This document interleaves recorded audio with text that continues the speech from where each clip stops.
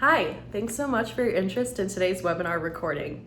Make sure to subscribe to our YouTube channel and to subscribe to our blog in the comments section below so that you never miss another tip or training from ChildcareCRM. Beth Cannon, I'll let her share a little bit more about herself, but she's an ECE expert, international speaker, and this topic is just something we thought was really timely and important given everything that's going on right now in childcare. So super pumped for this today, Beth. Yay. Well, I'm so excited. Every time I get an opportunity to work with you all at ChildcareCRM, it makes me happy. It always seems to grow our community, grow your community. So let's dive into this because I think so many people don't really make the connection between hanging on to teachers and hanging on to families. So I've got 3 really important connections to talk to you guys about. And Sierra, I know you're going to be popping in and out. Yes. So I'm excited to see you and let's roll. Yeah, sounds good. Okay, so this is what I want to start with today is a really important quote from Maya Angelou that I love so much. It says, people will forget what you said, people will forget what you did, but people will never forget how you made them feel. How we make people feel in our industry is, I think, the biggest component of retention for both your staff and your families. If your staff feels valued, if they feel honored, if they feel taken care of, then absolutely they're going to want to stay. Same with your families. You work with the 2 most important things that people have: their children and their money. And if you can take care of their children and you can show them that they are getting a value for what they pay for you, you're going to keep everyone and you're going to be hitting on all cylinders, because this is what we know. Parents are looking for high quality experiences for their kids. And what does that mean to you? So as a businesses sell 1 of 2 things. They either sell products or they sell services. So in my business, for example, I do speaking, keynote speaking, webinars, podcasts, conference speaking, things like this. That is a service. I also sell digital products. I have some courses on my website to where people can go and actually purchase products. In my other world, my intro into the ECE world was through a company called Stretch and Grow, and I've done it for 23 years. Stretch and Grow is an international franchise, and I have 12 franchises here in the Dallas-Fort Worth area. It's my absolute passion. We are coming back. We came back last year at about 25%, and now we're soaring close to 75% of our business. And I'm so excited about it. And that's a service that we give. We serve the schools by going in and doing enrichment programs for their kids. But this is the thing. Whether my team is teaching dance, sports, fitness, gymnastic, music to kids, or whether I am teaching teachers and teaching directors and teaching leaders and working on some business and leadership strategy, I'm delivering services and products if you buy something on my website. But what we're all experiencing is an experience. Okay, it's not just a service that you're giving, it's an experience that you're giving to the family. So what does that, think like, what does that mean to you? What does it mean when you say I'm going to give an experience to these families? So there are 3 key tools to attraction. Okay, and these are always involving. So if you're a note taker, take notes, because I don't want you to miss this. The first thing we're going to talk about are your tools of attraction, which is your brand, your building, your contents, your curriculum. The second thing is the technology that you use. So you're coming through this through ChildcareCRM. So it tells me that technology is important to you and that you've really paid attention so that you can leverage some of the technology opportunities that are available to you as child care centers. And then finally, it is your talent, the consistent delivery of your brand in every single experience that your people have as they interact with you. So first, I want to talk to you about the tools of attraction. So that is your number 1 T. Here's the fact. Your building only takes your brand so far. So I don't know what your buildings look like. Maybe you've got, it's beautiful. Maybe when people walk in, you give this amazing experience. So think of this, think of going into 2 different stores. So let me talk about a luxury brand. So Nordstrom, let's say you're going into Nordstrom. Okay. It's a more upscale clientele. The clothing and the shoes and the items are more expensive. When you walk into Nordstrom, someone kindly greets you, offers to serve you. It smells good. Maybe there's a pianist, playing Bach. It's a great experience when you go into Nordstrom. Now think about going to Walmart. You go to Walmart because you get clothes and tires in the same place. Both companies are delivering an experience. If you want a luxury experience, nicer, high quality clothing, someone to help you put together an outfit, someone to style you, that's where you're going to go to Nordstrom for that. If you need tires and groceries and just a top for a Zoom call, you're going to Walmart. Different experiences, the sights, the sounds, the smells, all differently. Your building only is going to take your brand so far. So I think that your building is not really the most important thing, because your brand is abundantly more also than your visuals, your logos, your fonts, your colors. Now, gosh, I really hope that you have nailed down the visual aesthetic of your branding. Hopefully you have your logo and you're not using all kinds of crazy colors and you're not using all kinds of crazy fonts. You've nailed it down to 2 or 3 fonts. You've nailed down your brand voice, who you are, the pictures that you put on your website. All of that is very consistent, okay? But your brand, again, is so much more than just that. Your brand goes back to your values. So take a look at the values that you dive into. Integrity is really important. Now, if I'm new to you and you've never heard me speak before, I speak a lot about the challenges that I have in my own early education business, as well as what I'm learning from my students when I'm out in the field doing coaching and consulting. Integrity is a very important brand value. Do you or do your people do what you say you're going to do? And do you honor your commitments? Because that's what's going to be a real foundation of your brand. You want to talk about retaining families and you want to talk about retaining your staff. Make sure that you're functioning in integrity, that you are consistent in your delivery. If you say you're going to do something, deliver that, not just to your families, but also to the team, to the people who are working for you. Because as you all know, it's really hard to attract and retain and train really high quality employees. We're all looking for them right now. And then the next component of your brand value is the quality. Okay, do you operate with the standard of excellence? And is that evident to current and prospective families? Now, again, if you have followed me, if you're on my email list, you may have followed a journey of me questioning whether or not I'd made the right decision and I hired this person. She had a great resume, great interview. I'm sure you all have too. But then as she comes in, we have a death in the family. We have a COVID exposure and another COVID exposure and a dentist appointment and late and not turning in paperwork and not getting fingerprints and, things like this. All the things are adding up. And I'm like, there's something not right. This person's not functioning in our core values, in the quality that we expect. So the whole old adage of this is how it started and this is how it's going. I want you to think in terms of your team and your building. How did your people start out and how's it going? Because if your goal is to have people who function in excellence, you need to understand this, my friend. Average people will never be excellent.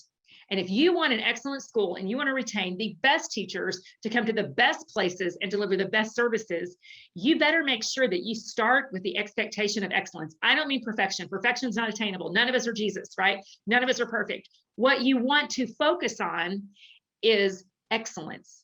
And if we mess up, we're humble, we learn from our mistakes and we move back on. So are you operating with the standard of excellence? And that has to start from the top. I'm assuming if you're here, you're probably in a leadership position. So how do you train and motivate and teach your team? And then it's consistency. Are your delivery and your communications predictable and steady? Do you have some sort of platform where you're communicating with either your prospective families, like through a CRM, through your current families, and how are you communicating with your team? Do they know what to expect? Does your team understand what they need to know, think, and do when they come to work every single day? So what is your staff brand? I want you to shut down your eyes for a minute, and I want you to think, who are your people? Who are the people that show up to work for you every single day? Because you have a brand. Whether you've been intentional about creating it or not, you have a brand. And do you have a talent attraction strategy, which I'm going to teach you in a minute, to bring in the right kind of people. So your staff brand is simply the process of promoting your school, your center, your organization as a great place to work by the kind of talent that is required for you to live out your mission. So what is your staff brand? I mean, like, what is your secret sauce? Okay. So that's your first one, the tools of attraction that you have, your building, your brand, your team. Now, let's talk about technology. Again, if you're a note taker, be a note taker. And if you're multitasking, I want you to come back to me for a minute. I know Sierra's going to pop on here shortly, and she's going to give us some more in-depth information. I know ChildcareCRM has been doing some study and some research, and I'm fascinated by data. I'm always fascinated by numbers. And when I came across this survey that Hi Mama did, it was very compelling to me, because this is what they found. They found the number of parents who would switch childcare providers if they found out another center offered these things. So I know as business owners, you're constantly marketing for families. And this is so tacky to say, and I'm just going to own it. It's tacky, it's crass, it's rude. So don't be saying Beth said something crass and tacky. I'm telling you up front, I know it's tacky. It's cheaper to keep her and cheaper to keep them, right? It's cheaper to keep who you have because the cost of marketing and onboarding new teachers and new families is expensive. So what if you could be really, really intentional about doing things like sharing pictures and videos with your families, having a parent communication app, digital documentation. This is shocking to me how few schools keep track of documentation digitally. Do you have contactless check-in, contactless payments, at-home activity content? You know, I know with me for Stretch and Grow, we're constantly trying to get parents to engage with what we do. So Sierra, tell us about this research that you guys have done recently. Well, yeah, so digital documentation is something that, I mean, as we can see here, 63% of parents would switch to another center if they offered that. And a big part of digital documentation is online registration. So that means offering enrollment paperwork in a digital format allows you to customize the experience for families, whether it's pre-filling their contact and family info so they don't have to fill out the same information multiple times. And it's actually found, our VP of Education and Training, Lisa Henkel, who some of you may know, she found in a recent survey that the average parent is filling out the same information up to 9 times during the registration process. Oh 9 my gosh. times between state forms, center forms, medical information. But another huge part of this customization includes catering to those families whose native language or preferred language may not be English. Because as we know, I mean, reading forms in a different language than your own can be difficult. Oh my gosh, And can't imagine. yeah, it leads to, misunderstanding in the terms of care. It leads to lower conversion rates for your center. So we really want to know how, are parents asking you for forms in multiple languages? So I'm going to launch a poll here, and I'll give just, maybe about 45, 60 seconds for everyone to answer. And it's okay if it doesn't happen all the time. It's probably going to differ based on your geographical location and the demographics you serve. But this is something we've noticed as a huge emerging trend in childcare. So we'd love to hear what's going on at your center. Yeah, I just did an in-person training down in Harlingen, Texas, which is on the border between the US and Mexico. And they had about 75% of their families are not native English speakers. So that's interesting. I was not, and of course the majority of their team speaks Spanish as well, but that's quite a bit, in the US. Of course, you're close to a border where there's a foreign country, but they could definitely use a service like that. Yeah. Yeah. And it may differ. I mean, we're based in Texas, so that's that number might be higher for some of us down here. But okay, so I'm going to go ahead and end the poll.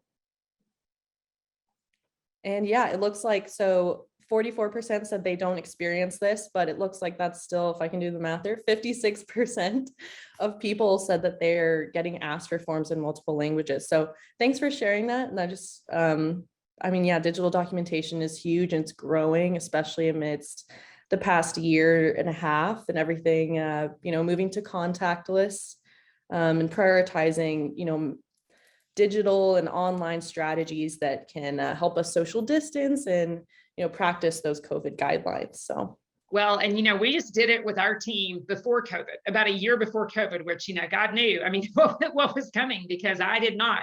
And I'm so thankful that we did it. And that's one of my favorite things to get to teach. So let's talk about that. All right, moving on. Technology. You can use technology to both attract and to retain your family. So think about this. If you use a great CRM, of course, like ChildcareCRM, to capture, organize, and optimize your leads, this way you're not going to miss out on your next family. An alarming percentage of schools do not follow up with leads when you get them. So you think, we need kids. You're not following up on your leads. It could be the same for people who are applying for a job. You get so busy, you don't take an opportunity to really pay attention to who's applying for your job. Are you following up? Are you following up quickly? And then, of course, the retention piece. Parent communication and app platforms help keep families connected with that on-demand access. Parents want access to their kids. And now more than ever, especially since COVID, they've been home with them, they had more family time, they want access to their kids. And so understanding how technology helps with that is going to help you retain those families. Also, for quality of service, increased speed and quality of service results in greater customer satisfaction. So this is what we know. Happy families, happy staff. Because have you ever had parents who are hateful to your teachers? And you have maybe some teachers who want to quit because the parents aren't nice to them. In my former life, before I became an ECE business owner, I was a school teacher and I love the kids. Guess who did not make my job fun? Were the parents, right? And that was, 25, 26 years ago. It was a long time ago, and parents have changed since then. So, but we know happy families equal happy staff, because when your families treat your staff with kindness and respect and love, it makes them feel more connected to their job and makes them want to stay. So this is what the childcare business coach found. This is Evelyn Knight. She found that currently only 3% of childcare centers report that they follow up the families after a tour. Can you believe that, Sierra? I know it's really shocking. I mean, I'm a big fan of the rule of 7, and any of y'all who may have experience in marketing, or if you read the ChildcareCRM blog, you'll have heard me talk about it on there. But the rule of 7 means that basically a family needs to hear your message or see your message an estimated number of 5 to 7 times, really is kind of the number, before they're willing to commit to care. So it's critical that you follow up with families. I mean, that is at ChildcareCRM, of course, that's what we're all about. So that number is shocking to me, for sure. Yeah, so you want to retain them. You also are paying to attract them. So that's part of your attraction strategy, is getting them in. So if that's not something you're doing on a regular basis, find a system, get a CRM, get something that you can plug into, that you're not missing out on all those family leads. Yeah, and really quick, Beth, I have one more poll. Let's do it here. So circling back to, we were talking about increased speed leading to happy families, happy staff. So, I mean, we're all looking for ways to save time. It feels like the past year and a half have just made all of our lives that much busier, and there's just so much more to manage, so much more to keep track of, especially as a childcare owner operator. And I know that for me, if I'm giving someone something to fill out or something to work on that I then need back, I typically don't want to wait weeks to receive that, because I often have a lot more work I need to do on it. So right. In the sense of registration forms, it can be such a hassle to, have to wait and delay that registration, because a parent is, having to come pick it up, fill out the same information 9 times, like we said. Yep. So I really wanted to get some input from you all about how long parents typically take to fill out paper registration forms and return those to you. So I'm launching this poll here. Once again, this is all anonymous, and it's just, information that we like to see about kind of the pain points in the industry. And if you don't know, we actually have an annual benchmark report called the Building Blocks for Success. And we identify industry trends and childcare insights in that report every year. We've been doing it for 10 years. And we're really excited to release that in hopefully the next month. So I'll give more information out when we have it. But getting this insight from you all and your day-to-day is really helpful for us. So I'll give it another 10 seconds here. And tell me about Stretch and Grow, Beth, do you have online or paper forms that parents fill out, or the center? You know what? We went green in 2014. Nice. And so since 2014, we have not taken paper checks. We have not taken paper enrollments. And it has been incredible. Like, cause I've done Stretch and Grow since 1998, 99. So, you know, we started out, I mean, when we played our music in class, I had cassette tapes where we would have to fast forward, and then we went to CDs. And of course, now everything is digital. Oh, yeah. And, you know, we had a platform where they go on and enroll. We take all digital payments, and it's freed us up so much. And what people, I wish we could understand is, what is the money value of your time? Like, if you would, you know, people, and I thought, gosh, this platform that we use, it's, I don't know, it's like $140 plus the credit card fees. And I'm thinking, that's going to be so much money. However, the time that it would take us to enter all those enrollments and to track the enrollments, and my gosh, get checks and deposit the checks, it was crazy. And what was interesting to me is that so many people in Stretch and Grow could not let go of that. We're like, well, our parents like to pay with checks. Well, but I'm sure they do, but take credit cards, and it's so much easier, right? Because it is, because the truth, everyone has a phone now. Everyone has a phone, and people want to do things digitally. They do not want to sit down and fill out paperwork. They don't want to do it. Yeah, absolutely. All right, I'm going to go ahead and end this. We got some really good insight here. What did we find? I'll share results. Okay, so it looks like, I would say, so 55% receive the forms back in less than a week. So I'll say a week-ish. 37%, it takes maybe about 1 week to a month to get those back. I'm glad that no one's in the 3-month category. I just want to say that is tough. And for those few of you who did say other, I would love to hear the timeline on you receiving those forms. So feel free to drop that in the chat. But thanks for sharing those insights, everyone. So. All right, let's see, where were we? Okay, let's talk about this. The connection between staff and families will keep them coming back and referring others. Do you have a referral program for your families and for your team? Like, if you need to hire teachers, gosh, I hope that you are leveraging your current staff, giving them bonuses. I would rather give one of my employees $100 than give it to care.com on any day of the week. Now, I've gotten some great leads from care.com, but dang, it's expensive. It's $95 a month for me to post ads out on there, and I only get 2 or 3 responses. I would much rather have one of my employees refer an employee. I would much rather have my families refer other families. So are you making that connection between people saying, hey, this is a great place to work, come work with me, or hey, this is a great place for your family, come hang out with us? So let's talk about how technology also can help your staff. Now, we talked about, you know, Sierra gave these polls on, you know, are you getting the information back from your families for enrollment? What I am passionate about as a business and leadership strategist in the early education field is making sure that your team has the tools that they need so that they understand what to know, think, and do from day one of getting hired. So switching from manual to online training is going to optimize your resources, lead to better outcomes, and it's going to add value to your organization. I hope that you are not using a paper manual.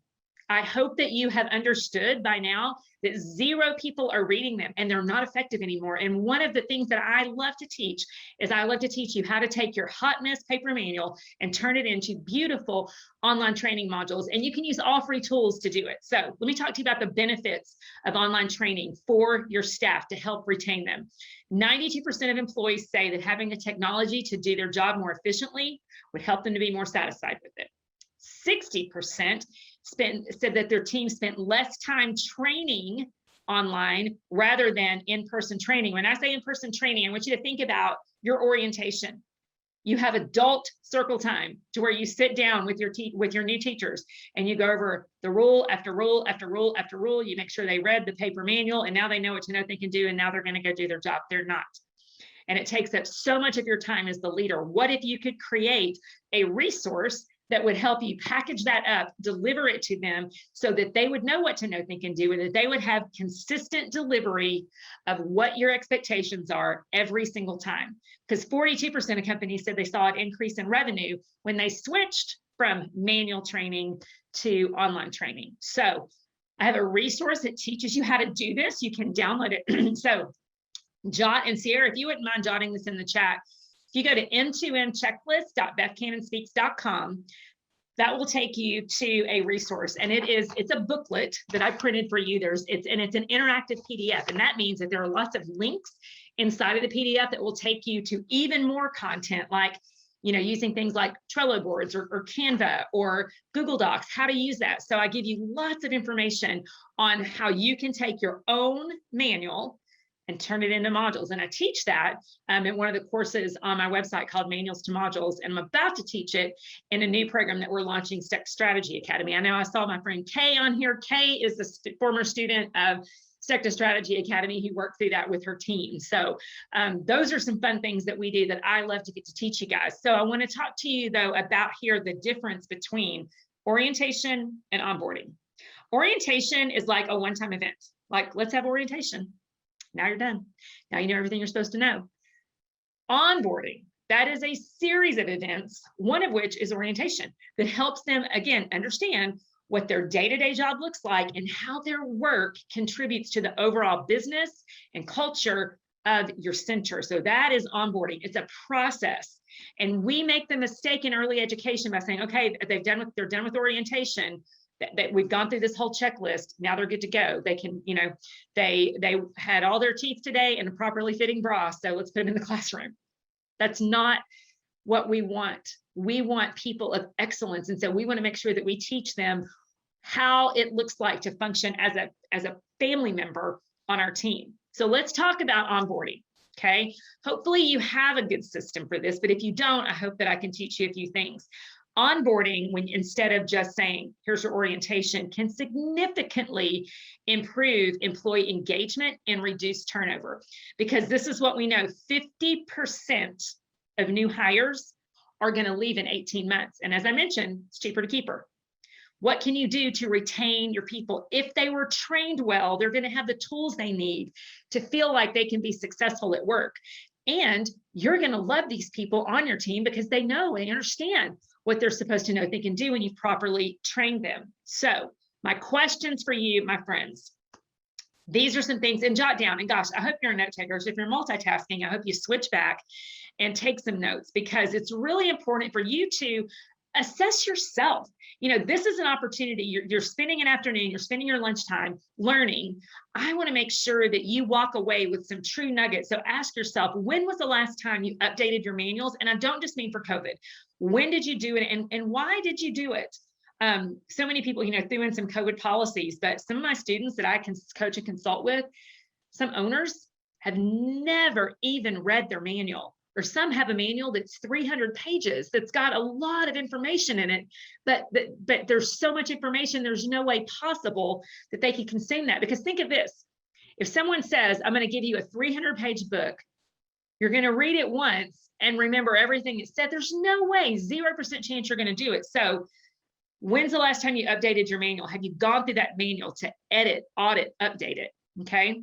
And then think of, what about your onboarding process is not working? I'm going to challenge you to go through your onboarding process and make a list of all of the forms and paperwork that they need. Make a list of all of the training content that they need.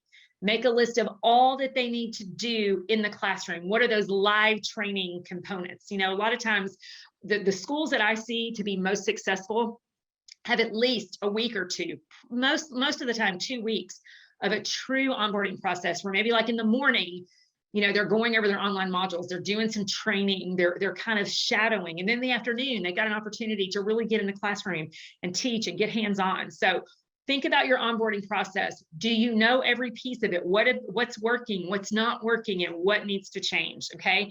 And then, do you have limiting mindsets around your ability to convert your manuals to modules? Do you have limiting mindsets around your ability to use technology? Because a lot of times I find people don't want to use technology because it's just one more thing to learn, and they don't have time to learn. But again, I want to remind you, there is a money value to your time. And if you take your salary and you figure out how many hours you work and you divide it by those hours, that's going to be your hourly rate. And when you think of what your hourly rate is, you don't want to be spinning your wheels doing repetitive activities that aren't really moving the needle for your school. And then the last thing I want to ask you is, what are your key hires missing? When you can look back over the last month, 2 months, whenever it is that you hired last, what are they missing? What is the disconnect?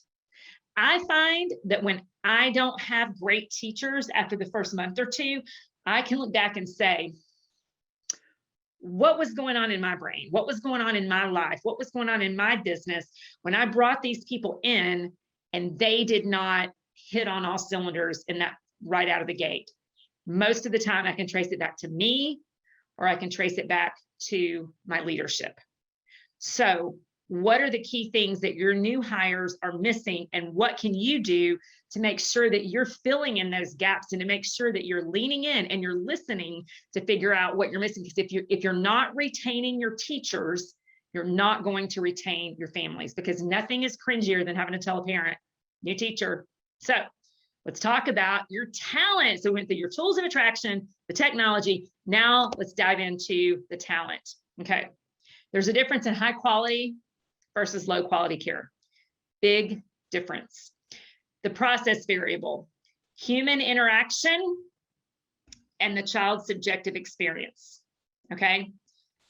Meaning that, how did your teachers interact with this kid, and how does this kid feel after interacting with the teachers? And then there's the structural variable. And this comes from psychology today. The structural variable is the objective conditions, meaning your floor space, your group size, all of your licensing stuff, your ratios, your training.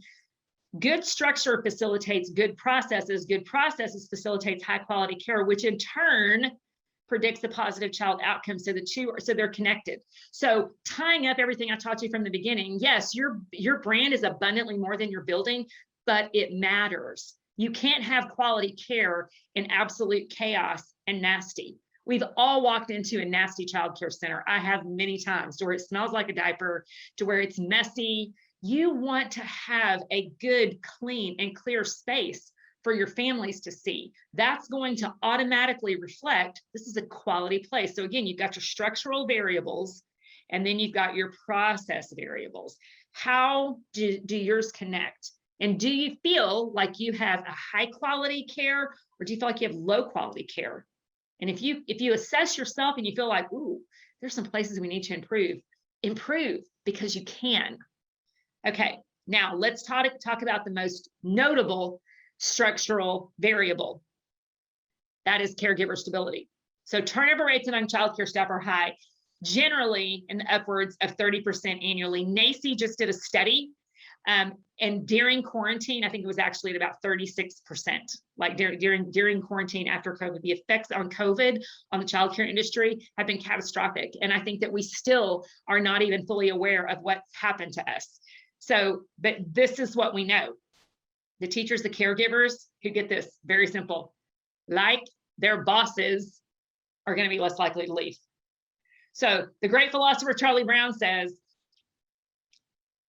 you're only successful if other people want you to be.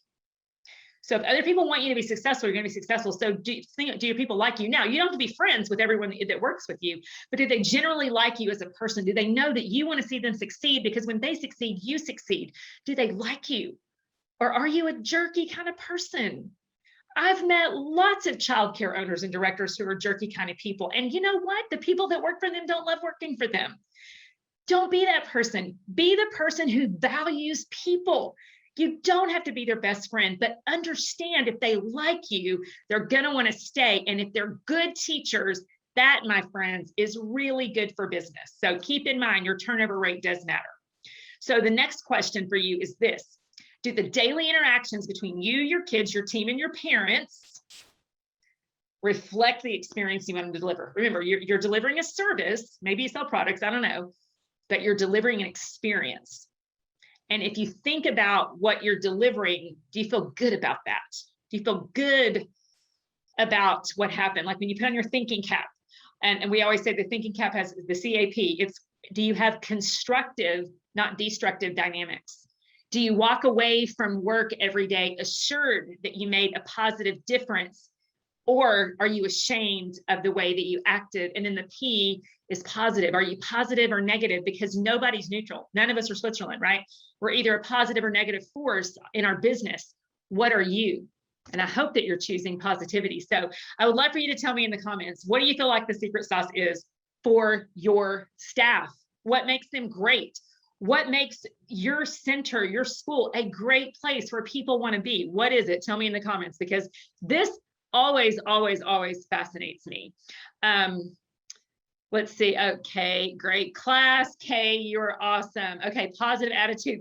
Sierra says lots of treats. Heck yes, lots of treats. We love treats. We absolutely love treats. So yeah, so your secret sauce is, what are you doing to keep people coming back? Leadership versus management. Keely, absolutely. You know, we lead people, we don't manage them. People don't want to be managed. They sure don't want to be micromanaged.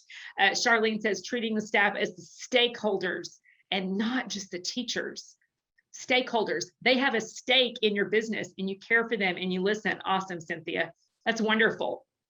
You're treating them as people. You know what all these things say is that you value them. And when people feel valued, people are going to want to stay, because the truth is people who choose early education don't necessarily choose it because they know they're going to make a lot of money. They choose it because they want to make impact on kids, working with them side to side. Linda said you've got low turnover.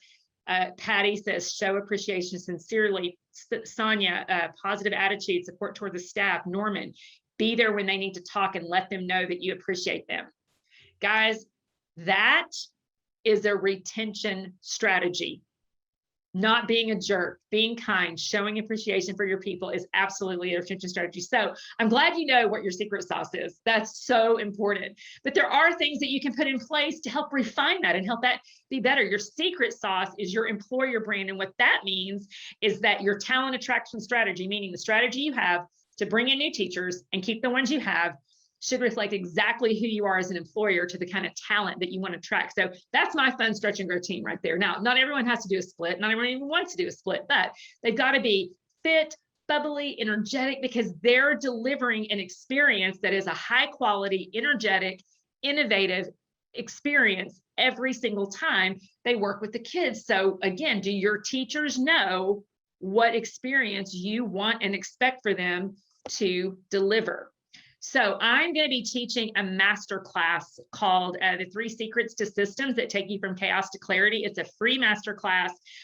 Teach you how to kind of exit the overwhelm, gain some delegation skills, and kind of get your team aligned. So I'm going to be teaching that on Thursday at 5 p.m. Central, and again next Monday at 1 p.m. Central. So if you want to register for that, go to bethcannonspeaks.com/masterclass. I would love to see you guys on the inside of it. I'll give you lots of tips and tricks and tools for leveling up your leadership going into Q4. Can you guys believe it is the 4th quarter of the year?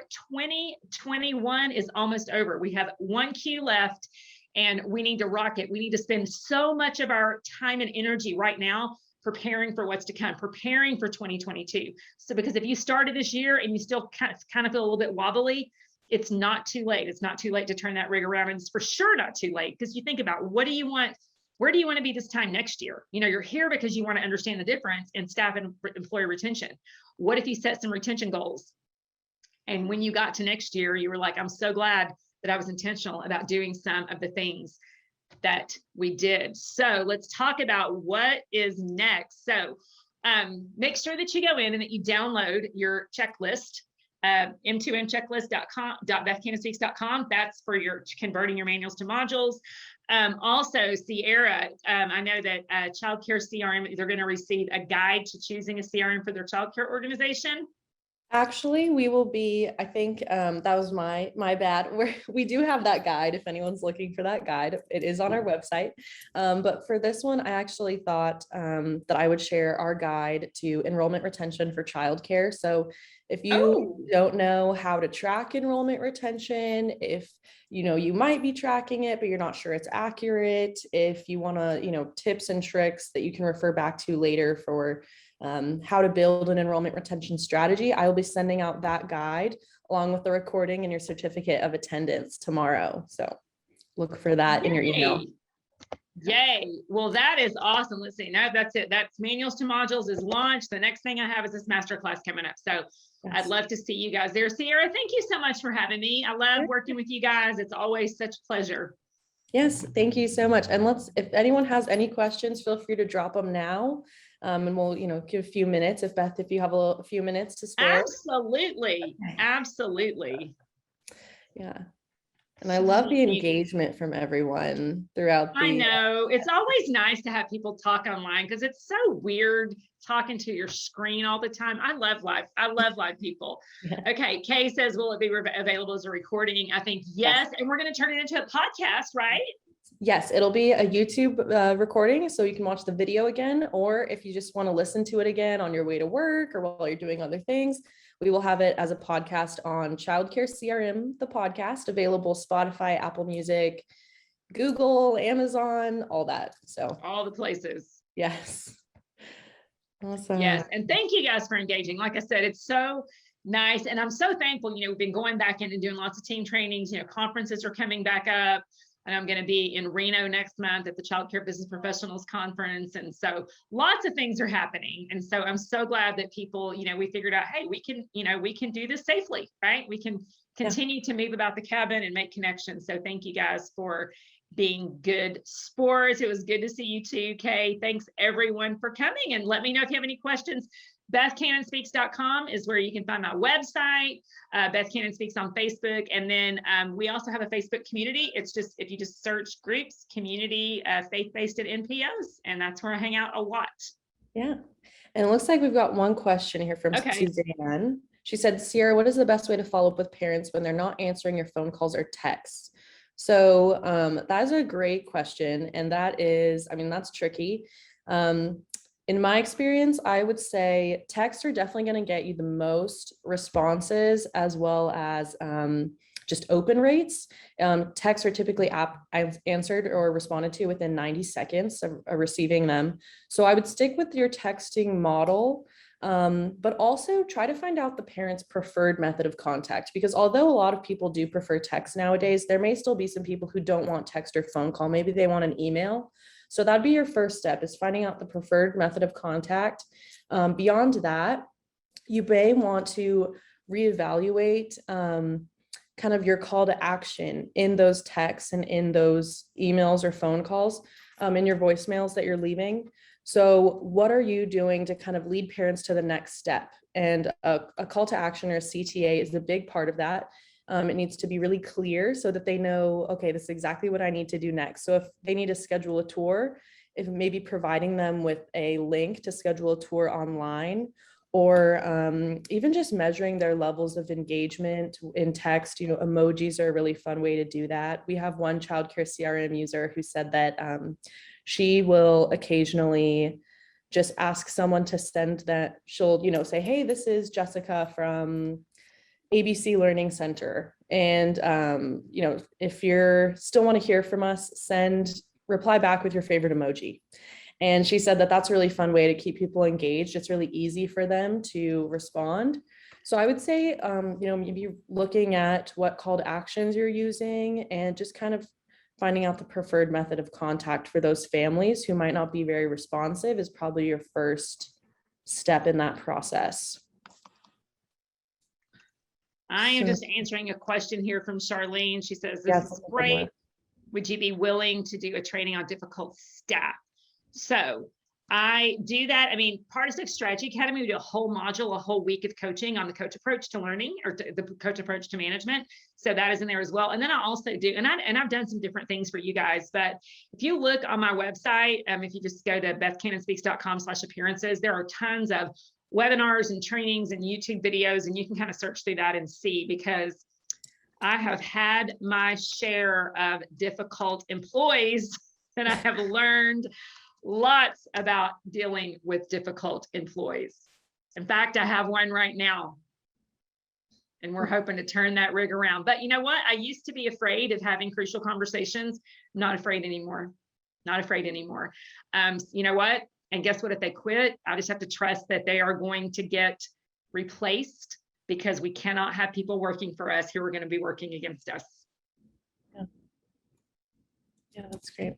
So, all righty. Is that it? I didn't see any more come in. Yeah, I don't see any questions. And if any, if you sleep on it and some questions pop up, feel free to, email me. I think you all have my email address from the invitation. and we can answer those. Oh, it looks like Natalia has a question. Okay. How do you get staff to not hold you accountable for what the previous director didn't do?